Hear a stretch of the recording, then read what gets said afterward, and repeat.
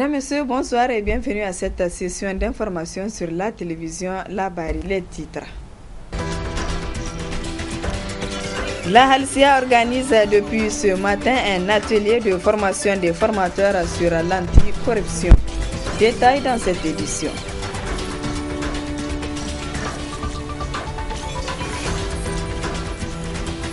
La Terre est notre avenir, préservons-la des changements climatiques. C'est sous ce thème que la communauté internationale a célébré ce jour la journée mondiale de lutte contre la désertification et la sécheresse.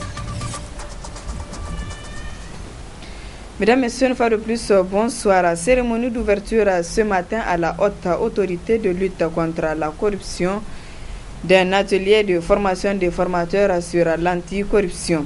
Former les participants sur les mécanismes et stratégies de lutte contre la corruption et les infractions assimilées, relever les obstacles à l'efficacité de la lutte contre la corruption au Niger, identifier des solutions juridiques et ou pratiques, tels sont les principaux objectifs assignés à cet atelier. Le reportage de Michel Deji et Ibrahim Abdou. C'est une formation qui s'inscrit dans le cadre de la mise en œuvre du projet Prévention de la corruption qui lie la Halcia à Osiwa. Un projet qui a pour objectif principal de contribuer à la réalisation des actions de formation, d'information et de sensibilisation afin d'impulser le changement de comportement indispensable à la mise en œuvre des mesures efficaces de lutte contre ce fléau. On ne cessera jamais de le rappeler. La corruption sape les fondements de l'état de droit, balise le terrain de l'insécurité, bouleverse le jeu démocratique, instaure les inégalités et accroît la pauvreté.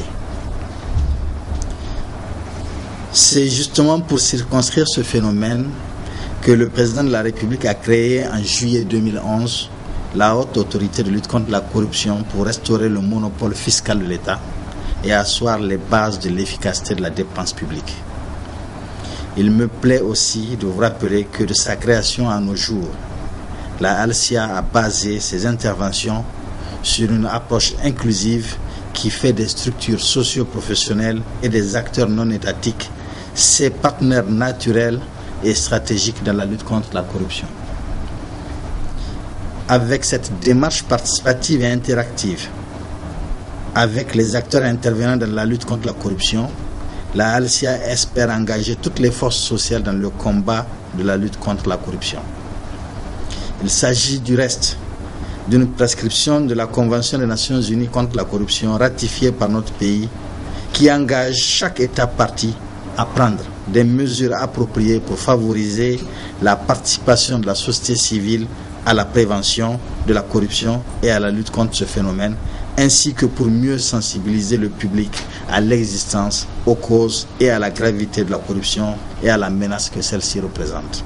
À l'issue de cette session de formation des formateurs qui durera 2 jours, les participants seront appelés à leur tour à restituer les stratégies et connaissances acquises aux autres acteurs actifs dans ce combat que mène au quotidien la Halcia.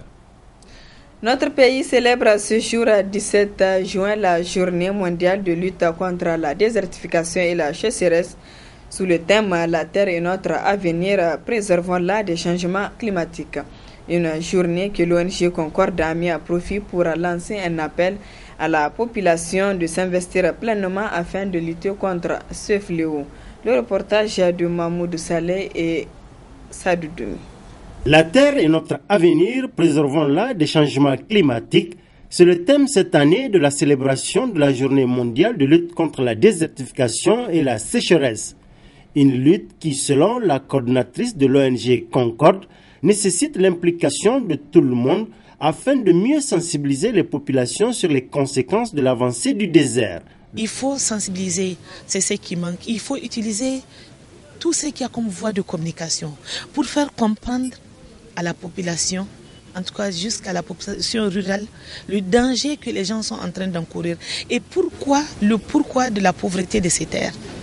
Tant qu'il n'y a pas cette communication, qu'on vous mette à contribution la presse, écrite, visuelle, tout, pour faire comprendre aux gens le danger.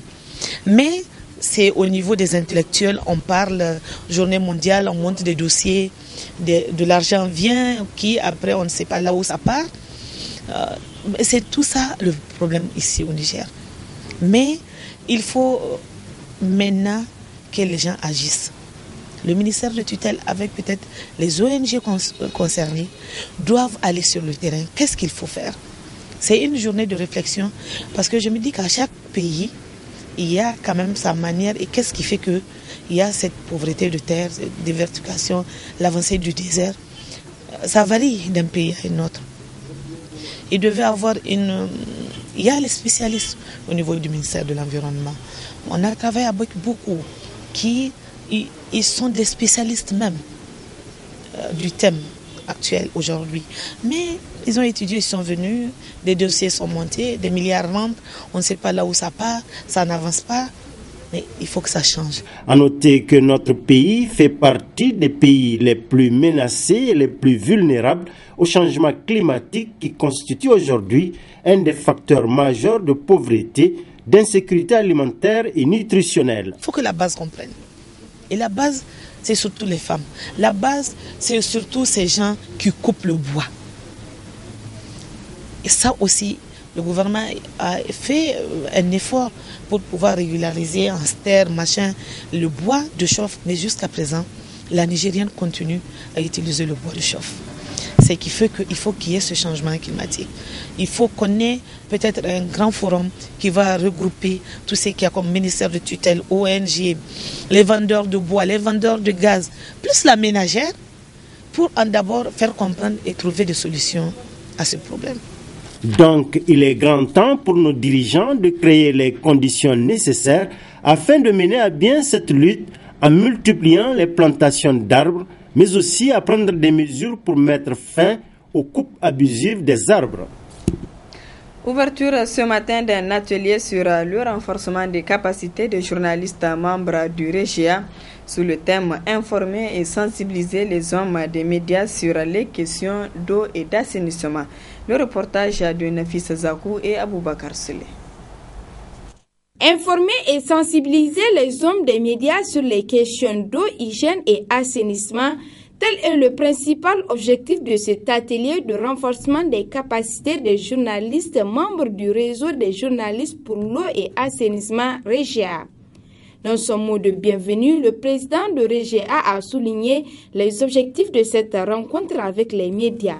Le rôle des médias a été reconnu à l'unanimité aux Nations Unies en février dernier pour que l'implication des médias s'avère nécessaire pour réellement effectivement faire avancer le secteur de l'eau. Les OMD, vous avez remarqué, ils ont complètement échoué parce que quelque part, on n'a pas impliqué le média, la société civile et tous les acteurs qui doivent apporter leur contribution. Et aujourd'hui, les discussions à l'international, c'est l'implication de tous les acteurs dans le processus, à toute la chaîne, à tous les maillons, pour que chacun, en ce qui le concerne, apporte sa contribution dans justement ces développements durables. Et vous savez, c'est pour ça la première fois au monde, les Nations Unies ont lancé une consultation mondiale, une consultation régionale ou nationale, pour que tous les acteurs soient impliqués, particulièrement les hommes des médias. Parce que c'est nous qui serons capables de traiter des informations, de divulguer des choses ou d'accompagner le processus. Et tant qu'on n'est pas au courant, on ne sait pas de quoi il s'agit, on ne peut pas accompagner un processus. Mais je pense qu'aujourd'hui, avec l'appui de Oxfam, nous allons essayer de comprendre ce qu'est l'agile, comment nous positionner, comment faire accompagner un plan d'action et comment accompagner effectivement l'État du Niger à réaliser les objectifs en matière d'accès à l'eau, à l'hygiène et à l'assainissement pour les populations nigériennes. En procédant à l'ouverture de cet atelier, le représentant de Oxfam a dressé les actions qui seront menées au cours de ces assises. Lors de cet atelier, les journalistes et les acteurs de l'eau seront informés et sensibilisés sur les axes de plaidoyer que Oxfam en matière de gestion intégrée des ressources en eau dans le contexte nigérien. Elles seront outillées en technique de plaidoyer afin de pouvoir produire des éléments médiatiques au profit des populations nigériennes. Il est également attendu de cet atelier l'élaboration d'un plan d'action plaidoyer cadrant avec le plan national de gestion intégrée des ressources en eau. La réussite de nos actions pour la mise en valeur et la gestion des ressources en eau sera déterminée par la qualité des arguments de notre plaidoyer. Car mieux les décideurs et les parties prenantes comprendront l'enjeu de l'agir, mieux notre stratégie aura son impact. Aussi, Nous sommes appelés à mieux maîtriser ces outils de plaidoyer pour l'atteinte de nos objectifs communs qui sont la disponibilité, l'accessibilité d'une eau potable à toutes les populations du Niger dans un environnement assaini. Espérons que cet atelier de renforcement des capacités des journalistes leur permettra de mieux mener des actions de plaidoyer en faveur de l'eau, l'hygiène et l'assainissement. Rencontre hier après-midi entre les responsables du cadre permanent de réflexion et d'action des syndicats de l'enseignement et le médiateur de la République. Il s'agissait pour les deux parties d'échanger sur les motifs de la série de grèves observées par le CEPRAS au cours de cette année, mouvement qui a d'ailleurs poussé le gouvernement à traduire les enseignants devant les juridictions la semaine dernière. À l'issue de cette rencontre, le médiateur de la République s'engage à rencontrer le gouvernement afin de trouver une solution à ce problème qui affecte l'école nigérienne. Soumana Harouna Meiga, membre du CEPRAS. Le cadre permanent de réflexion et d'action des syndicats du secteur de l'éducation a eu une invitation de la part du médiateur de la République. Et ça, il faudrait quand même le rappeler que c'était depuis la semaine dernière, mais malheureusement, il se trouvait que la première invitation avait coïncidé avec le fait que le CEPRAS avait été traduit devant les tribunaux, la partie gouvernementale, ce qui a fait que nous avons pu quand même reporter la rencontre jusqu'à hier dans les environs de 12h30 où nous avons été effectivement reçus par le médiateur de la République. Bon, de quoi avons-nous parlé exactement? Il s'agit purement et simplement des multiples arrêts de travail que le CEPRAS a eu à observer jusqu'à cette semaine d'ailleurs, parce qu'on avait même projeté de déposer un autre préavis. Et suite à la rencontre que nous avons eue avec le médiateur de la République, nous avons pu quand même lui relater les faits. La vraie motivation pour laquelle le CEPRAS était entré en mouvement, c'est que la partie gouvernementale, après 2 protocoles d'accord successifs, n'a pas respecté les engagements auxquels il a eu à souscrire. Et nous pouvons quand même rappeler, entre autres engagements, la question de la prime de craie qui devrait prendre effet depuis janvier 2014. Seulement une partie des contractuels aujourd'hui sont en train de bénéficier. Et quand vous prenez les fonctionnaires de l'État, eux, ils n'en bénéficient pas. Quand vous prenez la question des rappels salaires des camarades intégrés depuis 2009-2010, jusqu'aujourd'hui, ces camarades-là ne sont pas rentrés dans leurs droits. Quand vous parlez de la question du recrutement, vous allez constater que les camarades intégrés depuis 2011, attendent leur mise en solde. Donc il y a éventuellement la question de la grille avec laquelle on s'était entendu au niveau du protocole d'accord que cette question allait être débattue à partir de janvier. L'un dans l'autre, cette question-là, jusqu'à présent, on n'a fait pas cas. Et le dernier en date, c'est la question du spécial A et B qui a fait le tour de toutes les télévisions. Et nous avons eu quand même le temps d'expliquer de long en large aux médiateurs les raisons pour lesquelles le CEPRAS était jusqu'alors en mouvement. Maintenant, il a pris l'engagement et que nous puissions compléter d'abord la documentation et que de son côté, la médiature va désormais prendre les choses en charge. Et c'est la raison pour laquelle le CEPRAS, fidèle à lui-même, a pris aussi de son côté l'engagement de surseoir au mouvement et que ce que nous avons eu à dire que nous n'allons pas participer à l'organisation des examens et autres et le blocage des notes et tout, nous avons dit qu'à partir de la rencontre du médiateur, nous allons essayer de voir, leur donner, comme on le dit, une chance pour voir ce que la rencontre médiature et gouvernement va donner. Mais ce qui est sûr, nous osons quand même espérer que ce serait de bon augure, sinon le CEPRAS est toujours là. Ce n'est pas une promesse, mais ce n'est pas une menace, c'est une promesse. De toutes les façons, si cette année est partie, l'année prochaine sera bientôt là et le CEPRAS sera toujours présent. La saison des pluies s'installe progressivement dans notre pays. Une saison qui rime avec des maladies infectieuses lorsque des mesures d'hygiène et d'assainissement ne sont pas prises. Le reportage est signé Michel Déchy. Presque omniprésent dans plusieurs quartiers de la ville de Niamey, l'état d'ordure et eau stagnante ne tarde pas à offrir des spectacles désolants aux riverains dès le début de chaque hivernage. Un état de fait qui expose davantage les populations à plusieurs maladies qui deviennent alors très fréquentes si des mesures idoines ne sont pas prises en amont. Les mesures de prévention, c'est les mesures d'hygiène. D'abord, envers les autorités locales, et surtout les autorités communales, c'est la bonne évacuation des eaux. Empêcher la stagnation des eaux de pluie dans les différents ruelles, dans les différents quartiers. Parce que c'est cette eau stagnante qui attire les moustiques, qui favorise la pullulation, la multiplication des moustiques, parce que ça constitue des gîtes larvaires. On doit au moins empêcher ces flaques d'eau ou empêcher en tout cas à ce que les moustiques se développent à travers l'épandage des huiles mortes ou à travers le traitement des gîtes larvaires qui normalement doit commencer en début de cette saison hivernale. Mais le conseil d'hygiène, c'est surtout envers la population. Il faut protéger l'eau de boisson. Il faut faire en sorte que les animaux qui cohabitent avec les gens dans les concessions ne puissent pas mettre leur bouche partout, dans les ustensiles de cuisine, dans l'eau de consommation, etc. Parce que c'est une période où partout tout est humide. Et le moindre germe, vraiment, il se propage très facilement et il peut entraîner une grande contamination. Pourquoi pas vraiment les maladies hydriques les plus graves comme le choléra. C'est durant cette période. Alors que des simples mesures d'hygiène, si on les prend facilement, on peut éviter toutes ces maladies qu'on vient de citer. Dans certains quartiers, les menaces de ces immondices se font déjà sentir avec les premières précipitations enregistrées.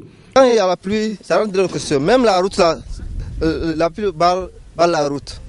À cause de ça, nous demandons à l'État de s'occuper de cette ordure. Vraiment, on a besoin d'aide pour que les ordures, ça nous donne des maladies même. Et il y a des moustiques encore qui viennent nous piquer. Nous voudrions vraiment que les autorités nous aident, ne serait-ce qu'en curant les caniveaux et en réparant ceux qui ne sont pas en bon état.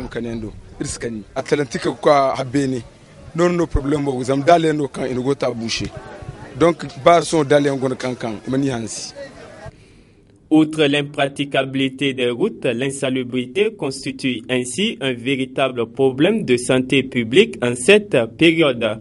Dans certains arrondissements communaux de la ville de Niamey, les services techniques des municipalités sont déjà à pied d'œuvre.